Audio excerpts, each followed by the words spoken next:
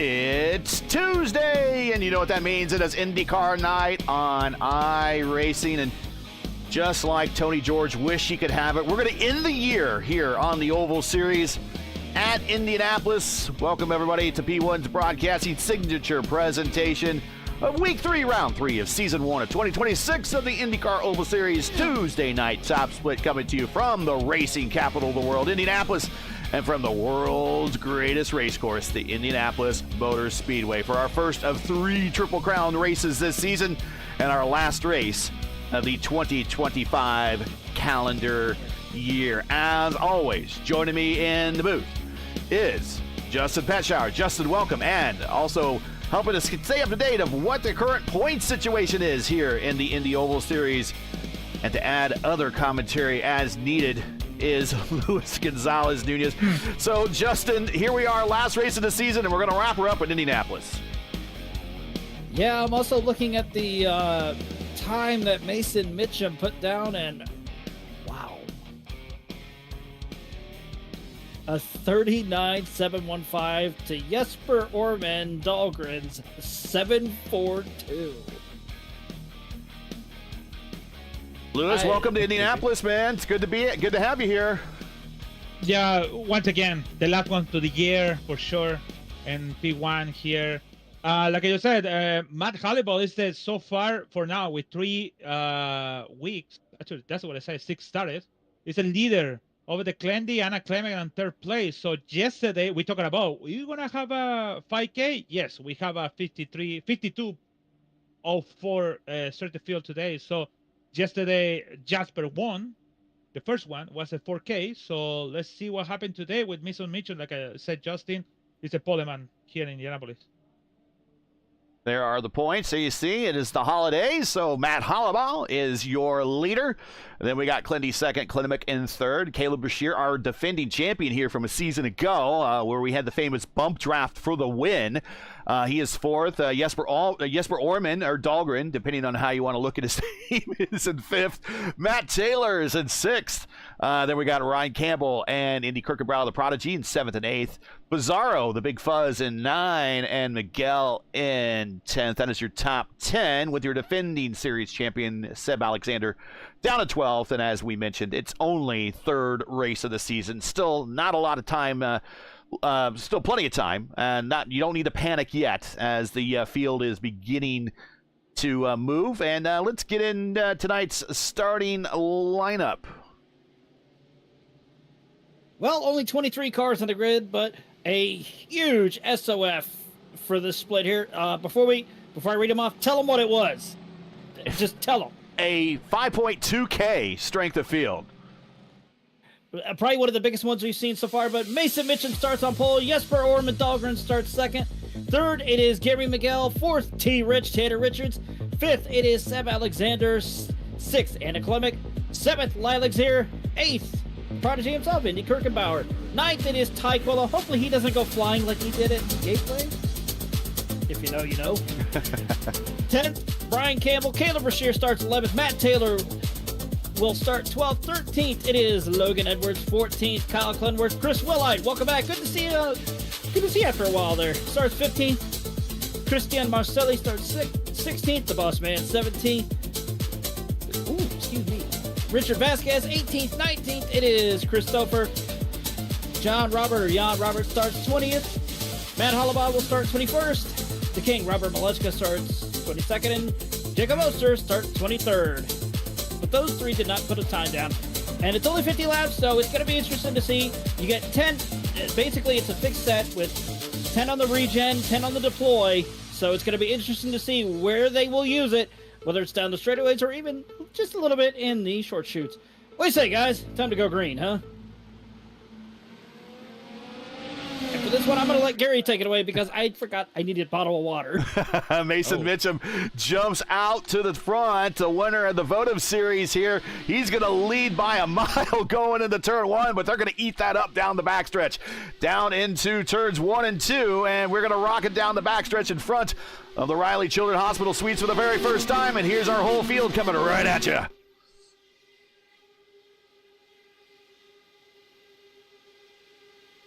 Already we see side-by-side action.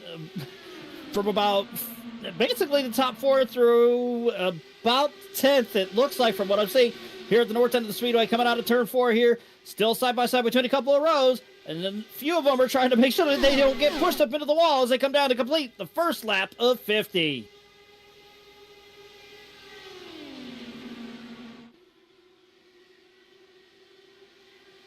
Anna Klemek, we see there, just biding her time, trying to figure out what she's going to do. I've seen her go on an overcut strategy and somebody, on an undercut strategy, and I thought I saw somebody stacking up. Yeah, that was Indy Kirkenbauer right before turn 3 down the back straightaway. He stacked up both Kyle Clenworth and Caleb Brashear. Caleb Brashear and Kyle Clenworth did not expect that to happen. So in that instance, it was crisis averted. Jesper Orman, the leader. But here comes Mason Mitchum, T. Rich in third, Jeremy Miguel in fourth, Seb Alexander, our defending series champion, is in fifth. Anna Klemek, top 3 of the points this season, in sixth. Her teammate Lilac Zier in seventh. Brian Campbell, who finished a pretty good finish in the PRI Hoosier 500 here about a month ago. He is in eighth. Ty Quiller, Rookie of the Year in that race. He is in ninth. And Indy Kirkenbauer, the prodigy, your Indy NXT Oval Series champion, he is in 10th. Indy Kirkenbauer still trying to find his way through. He wants to start picking. Yeah. That was Lilac Zier. She bounced off the wall. It looked like side by side coming off of turn 4. I think that was Ty Quilla she almost got into there. Almost. Ooh. Yeah. That was close. Now Ty is cleared. He can move right on up, and he doesn't waste any time. He slams the door on Lilac. Move Ty Quilla, the Rookie of the Year in the PRI Hoosier 500. Finished fourth in that race. Move him up to eighth. Your biggest movers of the race so far. Campbell up 3. Clindy up 3. Matt Hollenball, your points leader, up 4. But just hanging out in the back, biding his time. There he is, Robert Malechka in 23rd. Pretty much what some would say, the same old song and dance, but we've seen Robert Malechka and them literally change strategy on the fly and catch everybody off guard when they least expect it. So just if you think that he's doing the same old now, he's coming up with ideas on the fly. We just don't know what they are.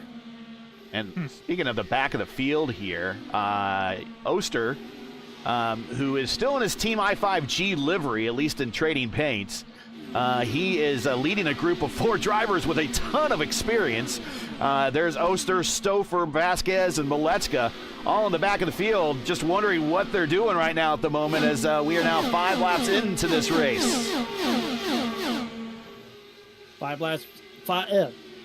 laps in, and we're already seeing majority of the field is pretty much in caterpillar/snake formation. There's at least one instance of a side-by-side battle, and I'm seeing that coming down the back straightaway here off of turn 4. That is between Seb Alexander and Gary Miguel. Miguel's got that run on the high side. He's going to be able to use the draft, but there's also, as I just catch out of the corner of my eye, a battle for the lead, and that was Jesper Dahlgren Orman that is just taking the lead away from Mason Mitchum as they come out of the north end of the speedway and down the front straightaway.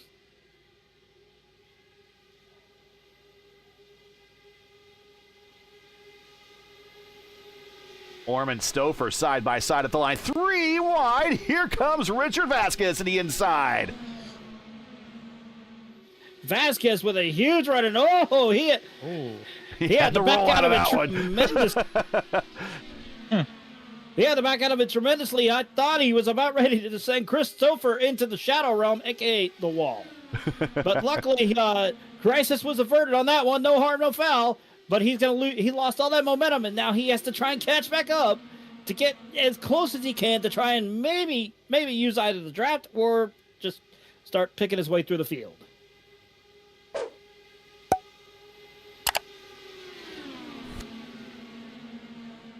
In the meantime, there's a little bit of a battle between the boss man, Antonio Estrada, and Joe Robert. Come on, contact on the back. There we go. Oh, and yes, you called it. It is you called it right when the incident was about ready to happen. Antonio Estrada into the wall in the short chute. Can we, for the sake of argument, just call that the commentator jinx by moving on? Oh. that battle there. Watching it. And unfortunately, Joe just didn't know that Antonio was going to be on the high side, and the door shut rather quickly. Let's ride from the point of view of Antonio Estrada. Here he is. He is behind. I'm not sure who he's behind right here. That might be McCrelly. And here he is going into turn one, and I think you're going to see a car coming to the inside. I'll hide the tree there. And he just gets an aero wash and just kind of comes up into, because he's running the bottom line, and he just kind of comes up into Antonio. Not only is it aero wash, boys, I got some bad news. Net code giveth, and net code taketh. And it does that as well. So we are under caution here at lap 9 of 50. Thanks for joining us, everybody. Make sure to smash that like button, subscribe to the channel if you have not done so already, and also donate. This is the last chance, the last oval race of the year. You get a chance to donate to our 2025 broadcast fund. The link is in the description. Please donate. We certainly would appreciate it, as we are on the eve of New Year's Eve. Lap 9 of 50. Mason Mitchum is your leader. And, well, let's going to see if we have any takers to pit road. So, for the sake of argument, it's New Year's Eve. New Year's Eve. Jesper Orman is going to do a pump fake. Yes, pump fake. He decides he's going to roll out of this. I would imagine we're going to have takers further on back. Matt Taylor on back. They are all coming in. Oh, yeah. Snowford stays out. Oh, boy.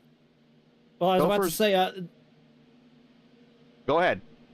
I was about to say, I think a number of them probably overcooked their tires just a tad bit. Not a lot, just a tad bit.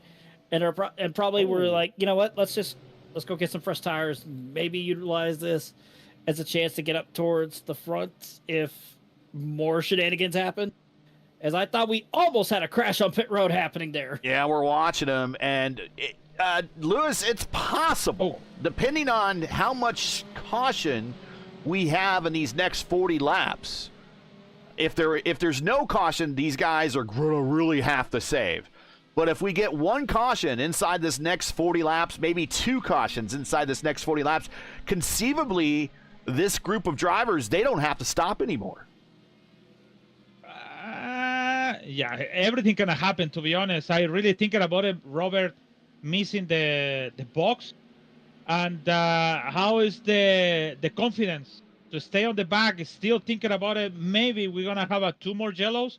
What if we finish the race in green, and maybe they have the lucky stuff to have the one more yellow on 15 to go. We have a race, different race in that time. But yeah, I think you're right. But we can figure it out maybe, because Robert is not the back. We still need to save more fuel to come in on the end and attack on the last one. So it's gonna be really interesting when it's happened. In this 40 laps to go? Yeah, 40. Logan Edwards coming down pit road to do a little bit of a top off. Same thing with Joe Robert, who was involved in that incident with Antonio Estrada in turn one.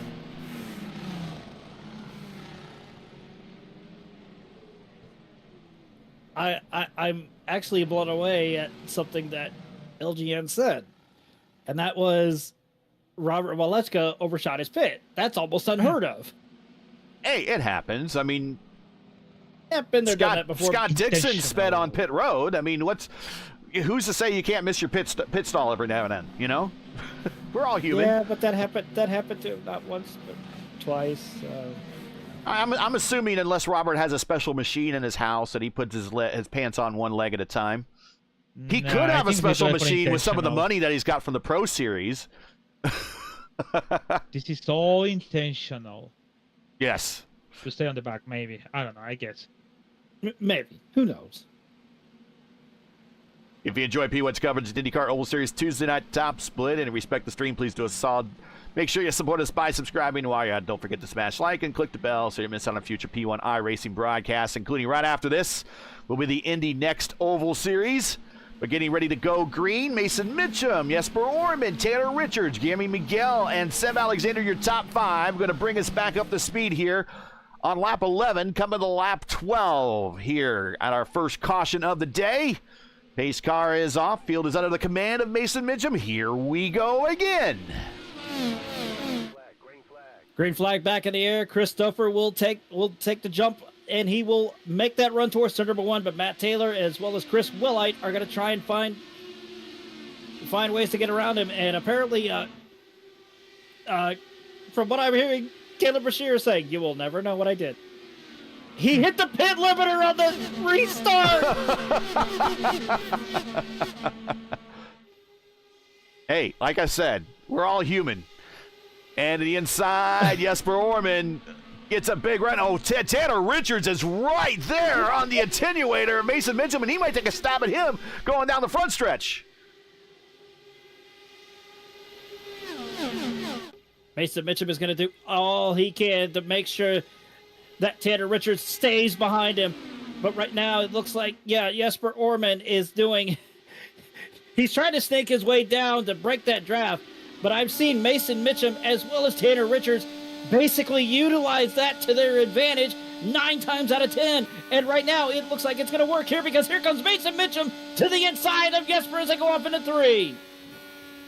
Mitchum recovers pretty well after that lap. He did not have a good exit going to turn 3 last lap. But with the draft here and the little bit of the hybrid, able to keep him back in the fight here, and he's back in the lead. Riding with Seb Alexander on the Robbie Gordon cam. Yeah, you were saying he had the lead, but now Jesper has gone back around Mason Mitchum. It seems like these two are starting to do the old the sling draft, if you will. You take the lead for a bit, I'll help you save fuel, and vice versa. Tanner Richards is just going, just keep doing what you're doing. I'll be right there with you, but I'll make sure I go past you and take that lead. And right now he tried to get underneath Jesper through turn 4 at the north end of the speedway. It did not work. He had the door slammed shut on him, and now he's gonna have to fight. He's gonna have to fight back and try and get that momentum to get by Jesper. It seems like, but oh, don't look now. Here comes Gary Miguel as well as Seb Alexander and Anna Klemic at the south end of the speedway. I see the fact that Glendale Stoffer was really close in turn 1. He almost had a contact by front wing. Yeah, I'm looking at that now. Oh my! How those two did not clear. How those two did not wreck, I will never know.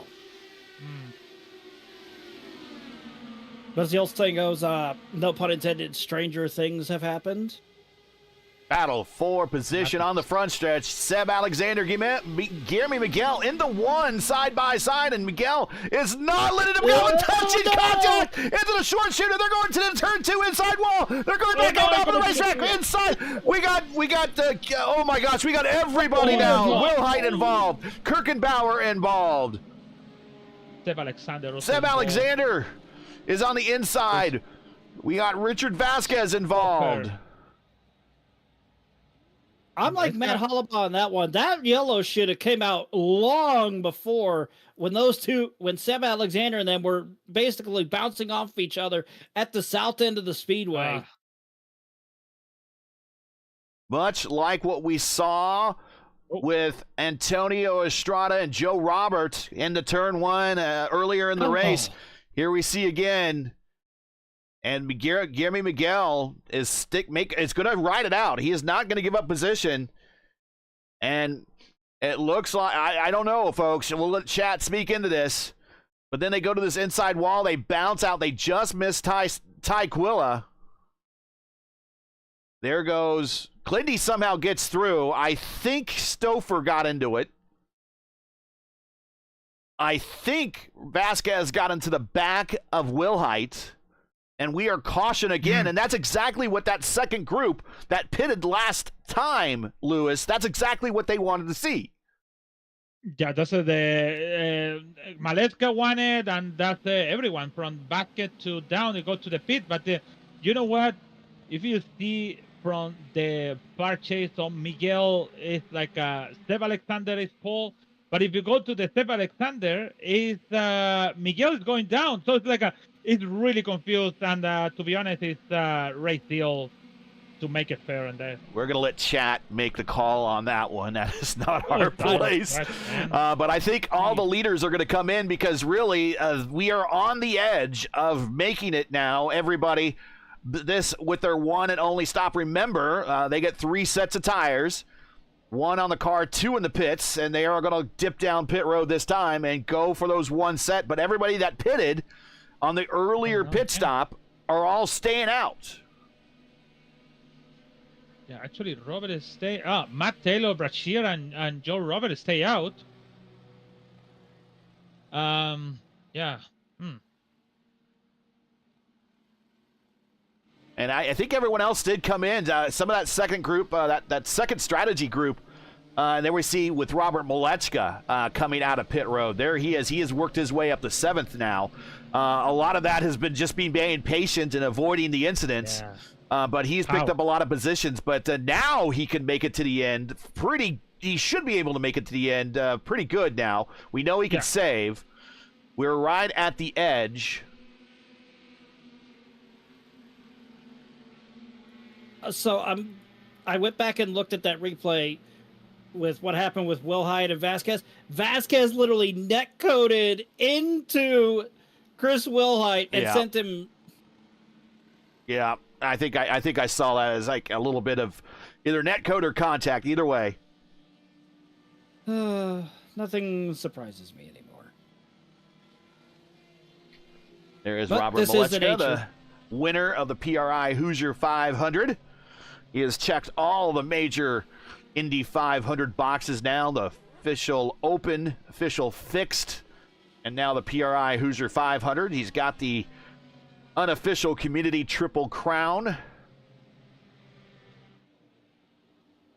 I will say this, that is the nature of Indianapolis, though. It does not play favorites. No, it does not. Ask the Andretti family that. Normally, I would say ask Juan Pablo Montoya that, but then you remember he absolutely gobsmacked the field in 2000. Well, and he came back from 30 seconds, restarting one of the early restarts of the second Indy 500 he won in 2015. He restarted 32nd after an incident on the racetrack. I think who got into the back of him, but he had to get a new one of those rear pod bumpers replaced on his car. I want to say was it one of the female drivers at the time? I think it was Di Silvestro. Yeah, I think it was Anna. She got into the back of him, and he had to restart that 32nd and worked his way all the way back up to the front. So, yeah. It was Anna Beatriz. Anna Beatriz, right.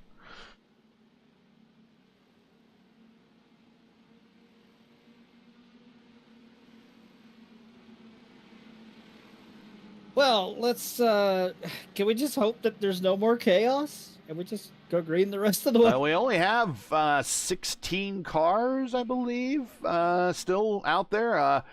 Christian McCrelly is the last car on the lead lap. He is rolling up to catch the field here for the restart. Matt Taylor has the field through turns 3 and 4, and he will bring us to green, the new Team I5G driver.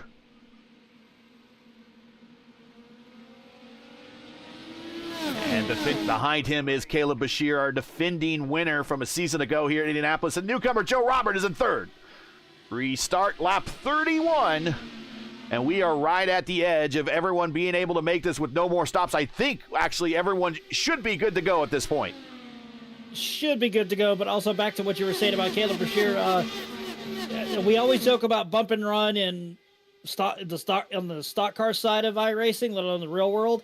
The bump and run has a new meaning now at Indianapolis. Give me a bump from behind, and I'll run and take the win. It's by the called slimmest of margin. It's called the Campbell. Yeah, that's literally what it is. But back to the lecture at hand. From what I'm seeing, everyone is starting to realize, okay, we just need to take at least a little bit down in terms of intensity. Oh, Joe Robert wanted that position down low, but I think these older tires that they're on just is not sticking despite the circumstance. And here comes Jesper Orman. He is all over the backside of Matt Taylor. The battle of the Ulster and Matt Halliburton, it was really amazing. Really amazing. It was close to the wall, Ulster, in turn 2. Wow. That was close. That's what you call big balls. Caleb Brashear now to the inside without the aid of a bump draft, and he's going to take the lead over Joe Robert, who picked up the lead. Taylor now back to fourth. Jesper Orman up to third. Here's Robert in second, and our defending winner from a season ago, Caleb Brashear, your leader down the backstretch. Down the backstretch they go. It's going to be a 3-wide maneuver. Here comes Jesper Orman to the inside of Joe Robert and Caleb Brashear, and it is going to be enough. New leader, Jesper Orman, as they go through the north end of the speedway. Discretion was a better part of valor for Brashear on that one. Just lift a little bit, let the guys go, keep your momentum. We're not going to go 3 wide through the north end of the racetrack, but here comes Joe Robert. He's rubbing off. He's shaking off, really. He just kind of scooted it off the shoulders there a little bit of that incident with Antonio Estrada in 1 and 2 earlier in the race, and he is now your leader. With 28 to go here at Indianapolis, we go down the backstretch, and here's Jesper Orman not letting them get away. Jesper Orman will take that lead and swap drafts with Joe Robert as they go into the north end of the speedway in turn 3. It should be enough to try and at least maybe keep that swap draft, if you will, as they come out of the north end of the speedway. Caleb Brashear, he's got that momentum back, but he's just watching what's happening here, and he's hoping and praying nothing goes wrong. But here he comes, right to the rear wing of Jesper Orman as they go into the south of the speedway in turns 1 and 2.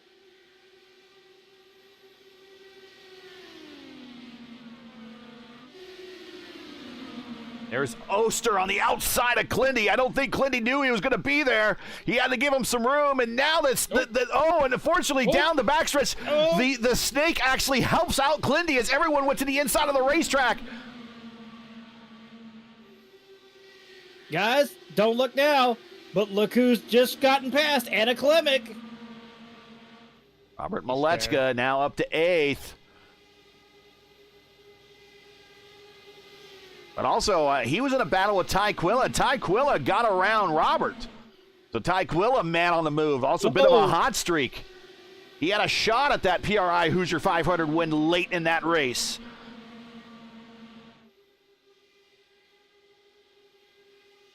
I think yeah, he's got problem. He got run into the back. Back. And it looks like McCrelly, he is missing a front wing plane, and he's into the wall in the north end of the racetrack. He's going to have to come to pit road and get that fixed. How long is he going to stay out there? Yeah, he ran into the back of Matt Hollabaugh going into turn 1 there. That essentially ended Matt Hollabaugh's race right there. But according to him over the radio, he pretty much said, at least I got 4th out of this, so I can't complain. And here we're going to watch it again, and this is from a little while ago. And wow, McCrelly just kind of ran right into the back of him. I'm not sure if maybe Hollabaugh had to lift a little bit, and he's because he was in a large group of cars. But and maybe McCrelly was not anticipating the closing rates. But you always got to be cognizant of the closing rates in these cars. Mm-hmm. Especially with the way the field shrinks on an accordion-like fashion, but also with people using the hybrid and then having to regen as Robert goes back to the lead again. Yeah, I was gonna say, and he didn't even ask him out to dinner on that one. Yes, it's end of the year. Just let the shenanigans happen. But as you were saying, well, Robert did have the lead. Joe Robert did have the lead, but here comes Jesper Orman back to the outside, back to the inside of him as they come off a turn 4. New leader, once again, it is Jesper Orman. Caleb Brashear is just, he's going, come on, guys. Come on. Just keep doing that. And last time we were here, Caleb Brashear won by 0.11 of a second over Jesper Orman. Seb Alexander, who's already out of today's race from that second caution, he finished 3rd. This is the 68th race that I could count in Indy Oval Indy Fixed Series history here at Indianapolis, or the 68th time it has appeared on the schedule. That's by my evening, count. gentlemen. And speaking of the devil, I think we might have Matt Hollaball, our points leader, at least coming into today. Early exit, sir. Yeah, I just got run over into turn one like a couple laps ago and got a meatball. I'm probably going to head back out there in a little bit. I have 4 minutes of required, which not particularly thrilled about, especially when my my points rival is well, he's not going to make it to the end without having to pit. Like, he stayed out that last yellow, so he's going to have to make another stop. But I'm not going to beat him today because of that. So unless there's a big wreck and I can, yeah, not particularly happy. But I figured I'd just come in and say hi for a minute while I'm getting my car fixed. All right, well, good to have you here. Happy holidays. At least the leader coming into week 3 will still be among the leaders going into week 4. But not a repeat win from the IIS here at Indianapolis for Matt Hollaball. But we wish you all the best, and hopefully you can get back out there after your repairs are said and done with. Yeah. The funny thing is, like, my car still had speed. Like, I actually accidentally bashed the pit limiter, like, as I was like, whoa, what the heck? Why did that happen behind me? So that's why I lost so much time. But, like, my car still felt fine. So I guess the sim thinks I'm leaking oil or something. I guess we got to listen to the I guess the man of safety in the sim. I guess I don't know. Anyways, well, good. Thanks for popping up into the booth here, and we'll check you when. Anna Klimek, or that's like Zier. Excuse me, almost into the wall. Coming off of turn 4 with Clindy right behind her in that second group of drivers. Oh, before we let you go, that you were in that second group of drivers. Who do you think is good on fuel, and who do you think is not? Well, I think the only people that aren't good on fuel are Matt Taylor, and I think I don't remember who else that was. I think Caleb. Robert. Oh, Robert? Okay. Yeah. No, the 2 people that stayed out, I don't exactly recall who. I know Matt Taylor is one of them. I think they're the only ones that can't make it. Last night I attempted to go 37 laps, and I did not succeed. I think 36 would have been slower, so anything below 35 laps, like 35 I'd say is the upper limit. But yeah, before I go, shout out to Denny Hamlin and his family, wishing them luck in this, and just, well, you get it. You get what I'm trying to say. Yeah, we understand, and we appreciate it, and it's definitely heartfelt. So thanks a lot, Matt. Hollandball for the holidays here in the broadcast booth. We'll check you out next week when we get to the next race. Where are we at next week? We are at where are we next week? At Atlanta. So interesting race next week. And Matt Hollandball drops out, and now we are watching. He drops out of the chat. He's still in the race. He's going to try to get some laps as he's pulling back out onto the racetrack there. As Robert goes around Dahlgren or Orman and battle for 4th position, 5th position. Ty Quill and Mason Mitchum side by side as Mason try to the inside of Ty. Ty's going to hold on. Yeah, Ty's trying to hold on as best he can. But this is usually his MO, so to say. He knows what he's doing. He knows what he's capable of. That's why he's one of the best around there that are out on the track right now. But Mason Mitchum, he's just going, what do I got to do here to try and get back up to where I was? And that was leading this race. Well, still got a little bit of time. Not a lot, though. I think we're closing in on the stages of where we're getting like 10 to go. So, barring another caution, knock on wood, he needs that to have happen. That way he can get back up towards the front. But if there's one thing I'm a firm believer in, chaos. Chaos will happen when you least expect it. And I think, just like I said, knock on wood, I think it's going to happen soon. If you enjoy P1's coverage of the iRacing IndyCar Oval Series Tuesday night top split and respect the stream, please do us a solid. If you're unable to donate to the broadcast, the next best thing, you can support us by subscribing. And while you're at it, don't forget to smash like and help the algorithm there. So click the bell so don't miss out on future P1 iRacing broadcasts. Next time we are on the air here, at least for us here in the Oval Series next week at Atlanta. But stay with us right after this race. will be the Indy next series, and they will be at Improper Phoenix. I want to check them out. And that will be, I believe that's going to be Jacob Collins on the call, and he might have someone with him in the booth. I don't know if it's he'll have Sophie again and not in the booth. Yeah, it is. Sophie? Okay, Sophie will be in the booth? Yes. So that is going to be Indy right. next coverage from Improper Phoenix. Oh, Robert into the wall in the short chute on the south end of the racetrack. And that is going to, if that doesn't bring him to pit road, it's going to definitely interrupt this momentum as Jesper Orman now starts to put a 0.3 of a second gap on him.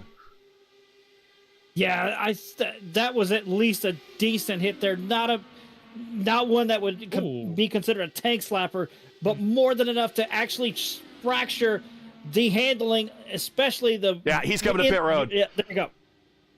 I was about to say, and Mason Mitchum ends up in the turn 4 wall. I think we might need to take a look at the track temperature. Here we go. Here is your weather situation. 118 on the track temp, 79 on the ambient. And I wish it was 79 degrees in Indianapolis today. It is currently 24 degrees here on the north side of Indianapolis. Well, where I'm at, on the West Coast, it is 58 degrees. Wait, I have to go into Fahrenheit because it's minus wherever you are, it's colder because it's Canada. Wait. Especially the Toronto area. Oh man, I don't know. I will figure it out soon. And now, because we've gotten rid of Joe Robert at the front now, unfortunately, he had to come to pit road. Brashear now has brought the battle to Jesper Orman, and now Brashear, our defending champion from a season ago, he is now battling out with Jesper Orman. Oh, a good side-by-side battle as they go through turn 3 there at the north end of the speedway. There we go. I was about to say, I thought you had that turned off. We'll turn the weather off. We'll give everyone a good look at it.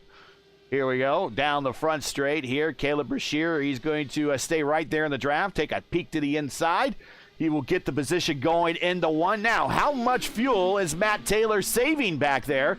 We talked in the interview with Matt Hollemball. He doesn't think Matt's going to make it, but Matt's pretty savvy. Can he hang out long enough here and save enough fuel and maybe put him in a situation where he can get a winning hand in his possession if we have a late caution? That'll be interesting to see if he can pull a rabbit out of his hat, let alone the ace of spades, if you will. I've seen him literally pull out some of the craziest strategies where you think he'll make it look like he's burning up his fuel, but then he'll just pull it, the old saying goes, reverse Uno card on you, reverse Uno card, and just shock everybody and come away with the win. I think he's saving fuel, but he's making it less oblivious. Speaking of the devil, here comes Caleb Brashear. So, are we about to see if it's going to be the top 3 going into pits? No, only Caleb Brashear, and I thought he almost hit the pit wall there. Not close. Remember, trying to bring these cars down from race speed to the pit road speed limit of 60 miles per hour with these new hybrids. A little bit of an art there, a new art, as he is coming deep into his box. Now he has hit his marks. He is up on the jacks, and he's going to receive. He's going up on the jacks. Remember, last time he made a late pit stop, he didn't change the tires. He's going to go change tires this time, get enough fuel to get to the end, and he's down and away. But that now turns the lead over to Jesper Orman. Matt Taylor still hanging out in second.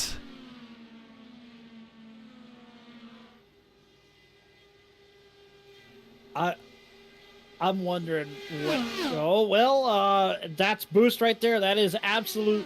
He was using the hybrid there. Taylor was using a hybrid. That it's insane speed boost right there. So I have been told that you can use the boost multiple times a lap here at Indianapolis. You can actually use it down the backstretch and down the front stretch, regen, and still use it again. That's how long how quickly the regeneration is, and that's how long these stretches are here at Indianapolis. And here comes Matt Taylor. He is there. Yeah, he is there 100%, but also don't look now. Look who's behind him, though. Even Tyquilla's doing the same. He's doing that the regen deploy trick, and it's working out to his advantage, as well as, I believe, yeah, that's Mason Mitchum. But Matt Taylor, he's going to do something here. I'm trying to think of a way to describe it. Like a shark playing with his food in the water, just teasing it. Is that the right verbiage? Oh, we have now just under 20 miles to complete this race, and Tyquilla's there. We're riding with Tyquilla right now. He does a big lift going into one, but he is right there in this battle. Jesper Ullman did not qualify for I don't think he made an attempt to qualify for the PRI Hoosier 500, but Taylor was in it, Quilla was in it, and Robert Malechka back in 6th, Jesper Orman in 7th, Glindy in 10th. They were all in it, and they all had 500 miles of getting to know the hybrid here at Indianapolis. If there's one track that these drivers have a lot of experience now with the hybrid because of that race, it is Indianapolis. And here we go, coming to 6 to go. And here comes big run, Tyquilla to the inside, and we're going to rocket the first. From 3rd to 1st into the south end of the speedway, Tyquilla will take the lead away. And I can hear Mason Mitchum going, how did he do that? Big run with the hybrid. Move Tyquilla, the PRI Rookie of the Year, to the lead. Coming to 5 to go. Teammate right behind him, Jesper Orman, then Matt Taylor in 3rd, Mason Mitchum. Trying to ink up into this battle here, but right now the top 3, the battle is clearly up there to the top of the front for the lead, and here comes Taylor. He can't make it to the end. His race is done. Oh, man, that is absolutely heartbreaking there. We all thought Matt Taylor was going to be able to make it, but I guess Matt Hollabaugh was right. He knew that Matt Taylor was not going to make it there. But Tyquilla, it's going to be interesting to see if he can hold off Jesper Orman as well as Mason Mitchum. Just, as we got a blinker, I think that's Anna Klimek on the backstretch. Just 12 miles from making it to the end here.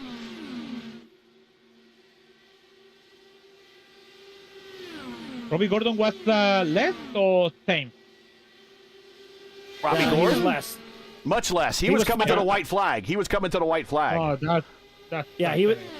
Yeah, he literally was coming to take the white flag, not once but twice.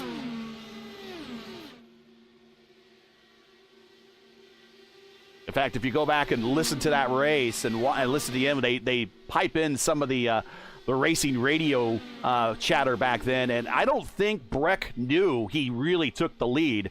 You hear the instructions from pit road is keep your foot in it. You got the lead. And Breck's like, I do?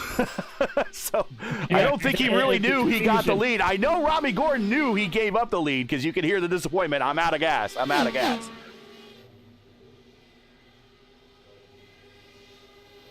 Here comes Jesper Orman. He's... Oh, and another car coming to pit road, but I think that's Hollabaugh just can't make up any more positions. He retires. Yeah. He's coming in from 16th.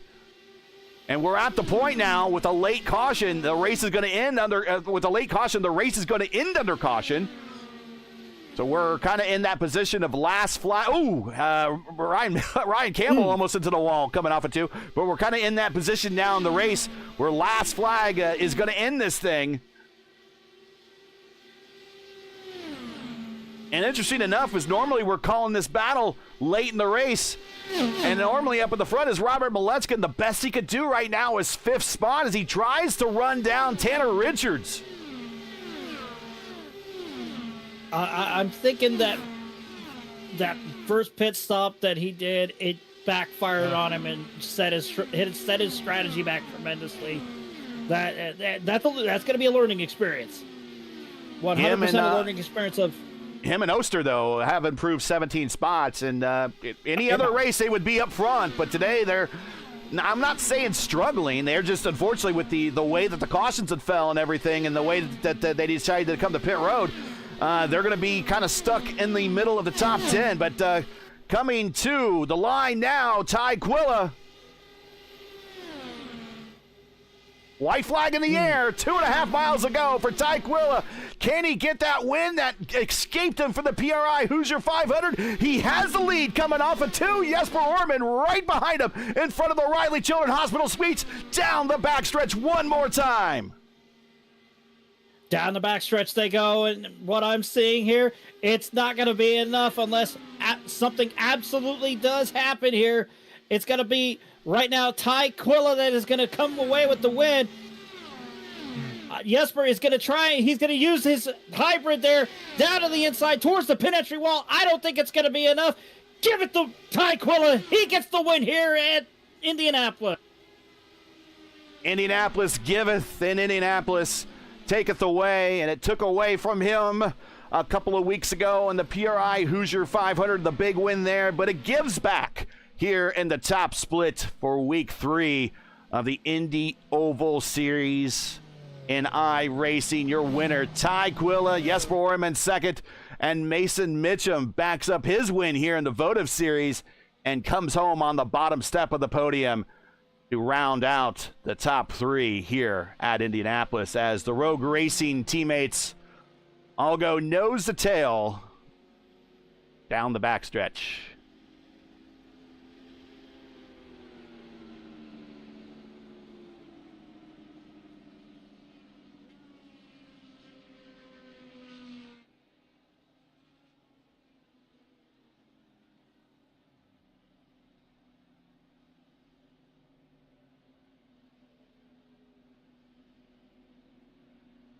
Well,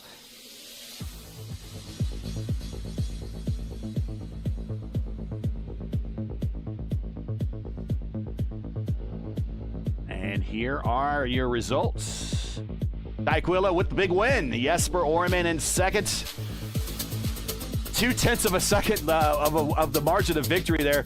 That might as well be 2 miles. We've seen much shorter margins of victory there, but that was one of the larger ones we've seen in a while here in Indianapolis. Mason Mitchum comes back and finishes in third after starting up front, so a good day for him up front pretty much all day long. T. Rich in fourth, Robert Malechka fifth, Jacob Oster is in sixth, Anna Klimek seventh, Clindy in eighth, Campbell ninth, and Logan Edwards in 10th. And Lilac Zier at 11th for Shearer. Not being able to get that backup win that he got here a season ago. He's now in 12th. Matt Taylor re-enters the race in 13th. Joe Roberts in 14th and leading quite a bit of it up front. McCrelly in 15th. Hollenbaugh 16th. And then we have a lot of the drivers that had issues today. Miguel in 17th. Alexander 18th. Kirkenbauer 19th. Will Height in 20th. And Vasquez, Stouffer, and Estrada rounding out the remainder of your 23-car field.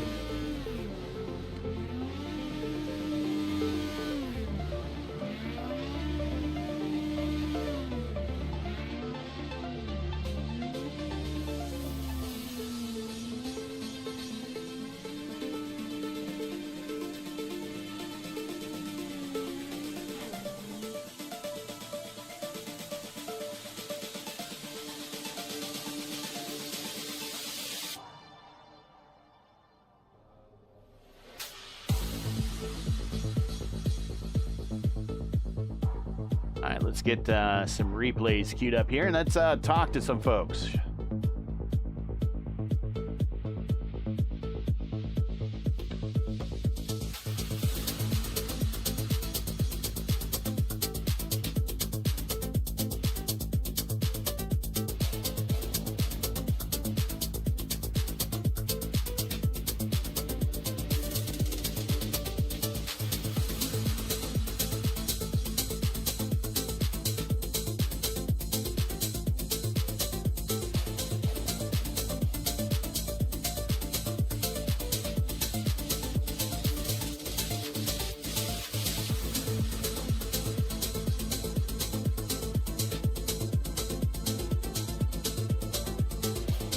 All right.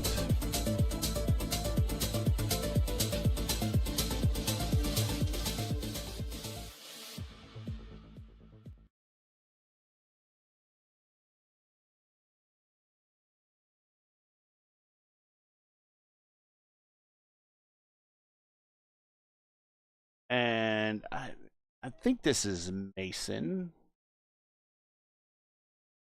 I I'm think gonna it is get as well. yeah. I'm gonna guess it's Mason here. Hasn't changed his name in the Discord, so we'll get that taken care of. But we'll bring him in, and here he is.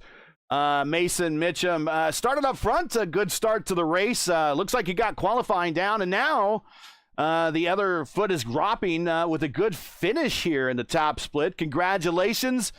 Just on the right strategy there. Managed to outlast two guys in front of you and got to that bottom step. Congratulations, sir.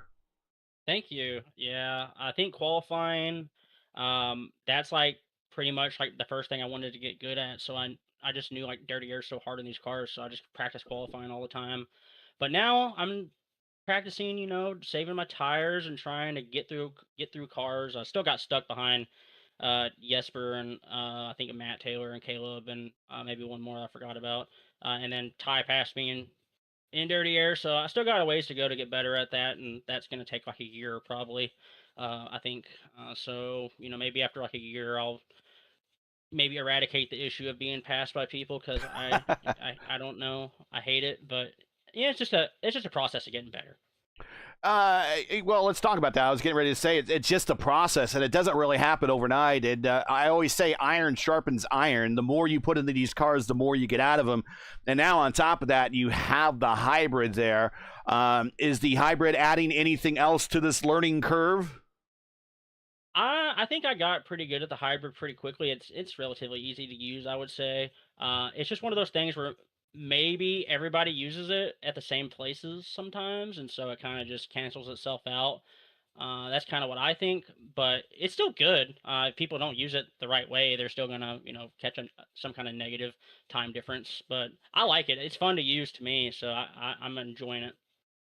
Let's talk about your where you kind of saw that pass for the lead in front of you, where Ty managed to pass two cars at once. I don't know if you saw it, but what did you think of that run for Ty to pass two cars going into one from starting, coming off of turn 4 in third spot and going into turn 1 as the new leader?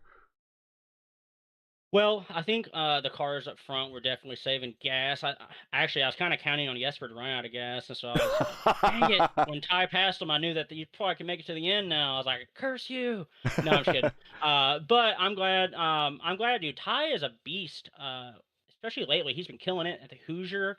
And he's killing it here, the same track. So he has Indianapolis down. He knows how to win at it. He knows how to do great at it. So I think at the end of the day, Jesper's probably happy with a second place, all things considered, considering he was out in the front with like 33 laps to go, which is kind of like getting towards the end of what you can do up front.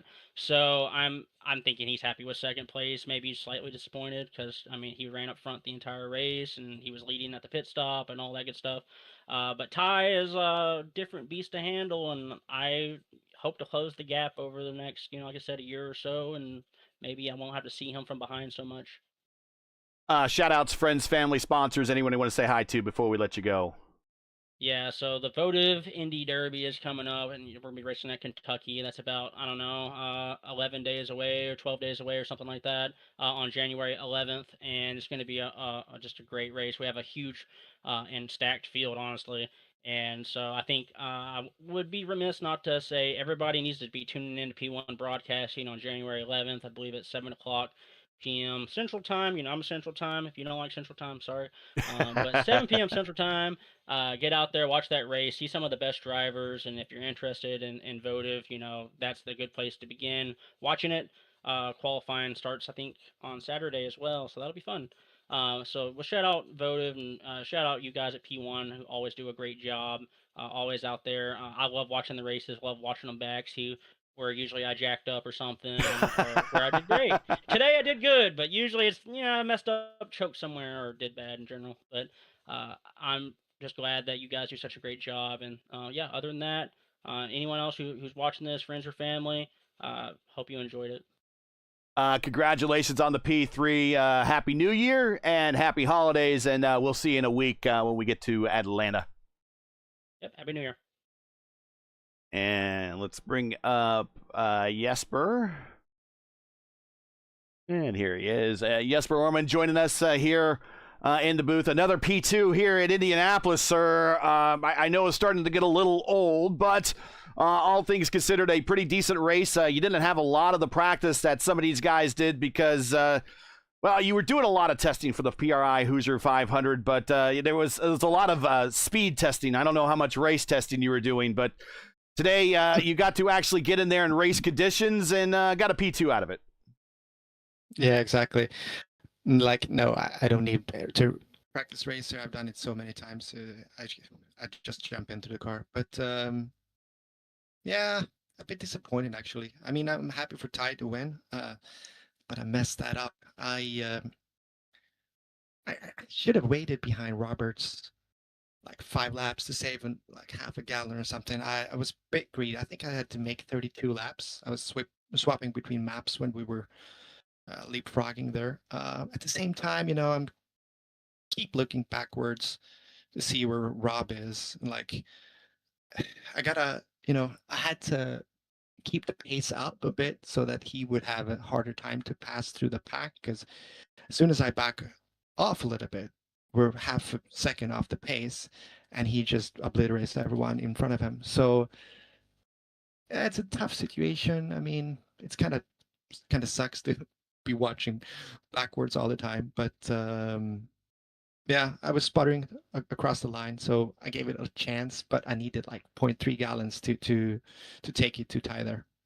Too greedy. 0.3. So you kind of came across the line sputtering, but got the P2 today. How you feeling about any other future races this season coming up, or is it just kind of Indianapolis and that's it for a while? We'll see. I just about to finish my master's thesis now, so heading out to an internship in a couple of weeks, so I will have less time for sure. Mm-hmm. I don't think you'll be seeing me in these night splits no longer. It's 2 a.m. here now. Yeah. It's fine. Tomorrow's New Year's Eve, so it's all good. But yeah, I'll try to make a race here and there, but I mean, I gotta say, this week, I don't know who was responsible for the weather. Maybe it was Rob, but this combo this week is really, really good. It's possible to pass for sure. It's possible to save tires, and tires matter. So really good combo. I think the 120 Fahrenheit track temp is great for Indy here. So if we can have this type of weather every time we go here, I'd love it. Any shout outs, friends, family, sponsors, anyone I want to say hi to before we let you go here, so you can get an early, well, it's already New Year's Eve where you are, so you can get a start on your New Year's Eve, I guess. Yeah, exactly. No, I have a little announcement actually. I want to give a shout out to my wife to be. I'm getting married. All right. Next week, All on right. Wednesday. Hey. Getting married to my my love, Alana. She's wonderful. She's the best things that ever happened to me. And in a week's time, it's the big day. All right, so off the market, ladies, Jesper Orman, but finishing second here today. But congratulations on the nuptials and the podium. Sorry. So that's why they changed the last name, no? Correct. Oh, makes sense. Okay, Yeah. that makes sense. We'll talk about that later here, but congratulations, man, on first of all the marriage and coming in second today, and happy New Year, happy holidays, and we look forward to seeing you in the next race, whenever that might be. Yeah, happy New Year, guys. P1 Broadcasting, you guys rock. Thanks a lot, Jesper. All right, and let's clear off here and go to Ty.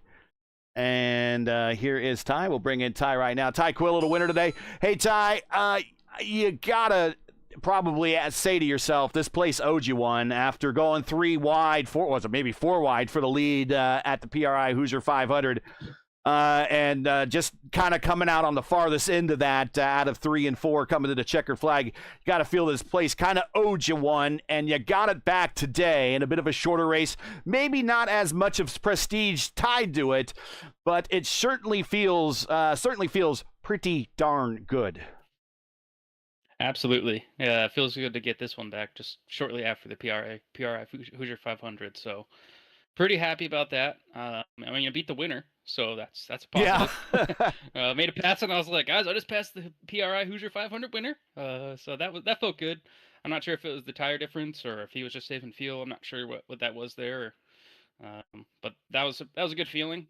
And then yeah, just a little bit of luck, a little bit of right foot negotiation. I think I missed that accident there between Seb and I believe Guillerme. So that one felt a lot closer than it was in the replay. Life flashed before my eyes. So yeah, and then I ran out of fuel, which is funny enough. I'm sure that's one of your next questions. I ran out of fuel about 6 or 7 boxes short of the finish line. So that was fun. So you ran out of fuel coming to the checker, and Jesper was sputtering coming to the checker. Yeah, we kind of talked about it, and he was about 0.4 of a gallon less than I was, with like 2 or 3 laps to go. So he was like, "I need you out front," because I think it would have been even more short than that. So who knows how it would have ended if he stayed out front. I think I probably would have got him, but it might have been more exciting that way. So that makes that's why they were pushing it around. I thought they were giving you all love taps for the win, but they were trying to bring you back around to the victory lane, a la Johnny Rutherford and Tim Richmond back in 1980. Okay, so let's talk about the big move of the race, and that was the rocket pass that you got. You got a rocket run really on Matt and Jesper down the front straight, and you just went 2 for 1 going into turn 1 and just sent it. I know you're working with Jesper. Did you tell him that you had a big run and expect you to come to the inside? Was he expecting it? I wasn't sure Matt was, but you did a 2 for 1 there and never looked back after that point. Yeah, so Jesper said he needed me out front there, like I was saying. So I just was like, all right, I'm in map 1, I'm going. And I knew Matt Taylor had to save fuel, so I knew he did not want to be out front, so I knew he wasn't going to go for it. So, I just said, all right, I'll take the front. And I had to map down there for a few laps, down to like map 3 or so, just to allow myself a little bit of fuel save. Kind of wish I had done it for an extra lap. I think I would have been able to run all the way across the line, but hey, it was just enough. So, yeah, no, that was a good pass, though. Ended up being the pass I needed, so. Shout outs, friends, family, sponsors. Got to feel pretty good here, wrapping up 2025 with kind of the one that got away. Yeah, shoot, this is my highest SOF win, and this is the highest points I've ever received, so pretty happy about that. So shout out to everyone in the competition today. It was not an easy field to make any moves on, so shout out to everyone out there. Shout out to all my Alliance teammates. I know for the most part we got pretty good results. Shout out to Jesper and Mason on the podiums. Shout out to Denny Hamlin and his family. Obviously, they're going through a real tough time. Can't imagine what that's like. So just shout out to those guys and everything moving forward. Thanks to you guys for everything you do in the booth. Appreciate it. Well, congratulations on the big win. Definitely earned. And we just said sometimes the racing gods taketh and sometimes they giveth. And you got back today. You got the win at Indianapolis.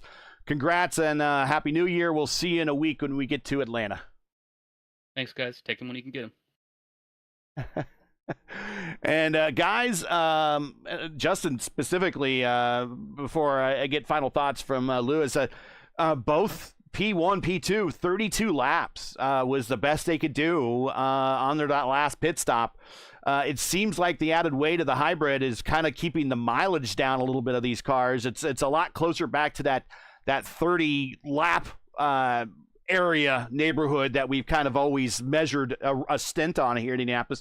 It used to be some of these guys before the hybrid really kind of could get closer to 34, 35, 36, 37. Some people even get really close to the 40 lap mark, which is 100 miles here in Indianapolis. But it doesn't seem with the added weight that you're able to get as far, and both P1, P2 sputtering coming to the line to get the checkered flag. So if this was a 51 lap race, Mason Mitchum might have got the win here. Yeah, it's going to be interesting to see how this affects the rest of the races going forward. With next week, well, can we say next week or is it next year? Next week, next year, still same thing. Yeah. Yeah. It's going to be interesting to see how, with this added weight of the hybrid system, what it's going to do fuel mileage wise at Atlanta. And thank God it's not the new Atlanta. It's the old Atlanta, the bumpy Atlanta. But yeah, I'm like you. It was interesting to see with the strategies that were playing out in terms of saving fuel, knowing when to go for it. Basically, a lot of us are making mental notes now for what to expect, even when we go to the iRacing IndyCar Series for 2026. It may not affect much at, say, Phoenix, but yeah, it's going to really play havoc with us at Indianapolis and a few other ones. Lewis, pretty good race here, but really the kind of the other story coming out of this race is the defending PRI Hoosier 500 champion just never really, even though he came up the 5th spot, never really played a role in the win here, and you don't see that very often. You and I have done a bunch of races in Indianapolis. We've done all the 500-mile races.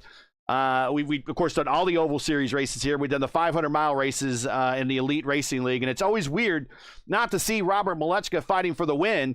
He got a top 5 today, but that's as close as he could have got to the win today. I think Ty Quilla did the best. I think so. He very smart to, I'm going to attack now because I know on the end of the race my time is going to be gone. Robert tried to do it, but he have in front of Richard. So Richard really give you a lot of hard time to make the pass, and he couldn't. So in some point he decided to stay behind, like a Jasper tried to in the last 2 laps to go, especially in the last lap when he getting close, but no, he almost went to the wall. So it is what it is, but it's another learn to about this stuff, the new high rate and new things. He already knew actually after the Hoosier 500. He knew about all this stuff, but it's getting different. Like he said, Jasper said about the weather, and I think so. Jasper said that. Well, anyways, but the weather is really, really good for everyone. But anyways, it is what it is, and it was a good race in there. So, couple words about 2025. Just remember, Robert won the season 1, the 2025. Glendy won over Adriano. Adriano won over the Sudik, and the last race, actually this year or last season or last 2025 season, Seb Alexander won the last race to become a champion. So it was a really entertainment 2025 season for us, and with the P1 600, with the Indy 500, PRI Fusion 500, we started with 429 subscribers in December 2024, and in 2025 we have 1654 subscribers today. As is, we are grow for 1,225 subscribers in 1 year. So it's really, really thank you so much to everyone to be with us all of this 2025. And for sure, we have a next year the great, one of the longest IndyCar league, the Area 51 IndyCar Series started on January 6th. So really, really appreciate it for everyone, and see you next year from Atlanta. The proper name, Atlanta. Don't say the other word. And yeah, Happy New Year. See you next 2026. All right, so let's get on out of here and give everyone back their Wednesday or their Tuesday nights here so they can start planning for their Wednesdays. New Year's. Once again, that's it tonight from Indianapolis. Your winner, Ty Quilla, getting that win back here for the PRI Hoosier 500. Jesper Orman, big week for him. He's off the market, ladies. He is coming home in second here. And Mason Mitchum backing up that win he got here in Votive. He gets a bottom step podium finish here to wrap up the season, wrap up the year for him.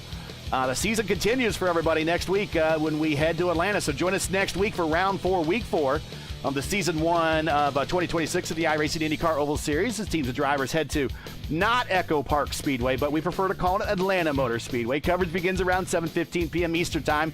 Again, that's 7:15 p.m. Eastern Time. Remember, it's always for the correct broadcast time in your area. You can find everything here at YouTube at youtube.com/@P1 Broadcasting. Hey, we love bringing these races to you, but they're not easy. They require time and money to produce. If you share our passion for the sport of IndyCar and enjoyed our coverage of the IndyCar Oval Series Tuesday night top split, please take time to visit our GoFundMe page. The link is in the description, and donate to our 2025 broadcast fund. Today is the last chance to do that for the Oval broadcast.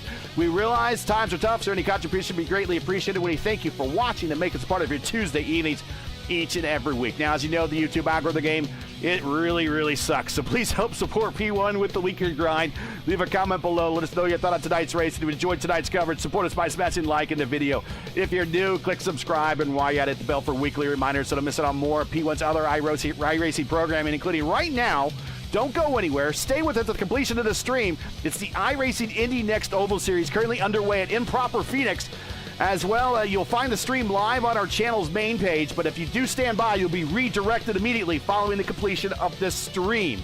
Promotional consideration paid for by the follow. Hey, we really want to thank SimWrap Market for sticking with us for all season long. We are their go-to source for iRacing paint templates and broadcast resources. From clean base liveries to pro-level design assets, SimWrap Market has everything you need to build your brand on track. Visit simwrapmarket.com, download, customize, race. Hey, track cams for this race are provided by Whiplash Sim Cams. Get the most out of your iRacing experience with the Whiplash Sim Cams. To learn more about Whiplash, like them on Facebook. You can follow them on X and Instagram. All the links you need are in the description. For business inquiries, to learn more about P1 and what we do, like us on Facebook. You can follow us on X and Instagram, and all our links, you can find them all in the description or on Linktree. So for Justin Petshire, Luis Gonzalez Nunez, everyone here at P1, I'm Gary Gatto saying all good night and thanks for watching. Until all of our men and women serving in the military and as first responders, Godspeed, God bless, and come home safe. Catch us again next week when we go to Atlanta for the next race of the IndyCar Oval Series Tuesday night top split right here on P1. Good night, everybody, and stand by from the Indy Next Series from Phoenix. We'll see you next year. Happy New Year.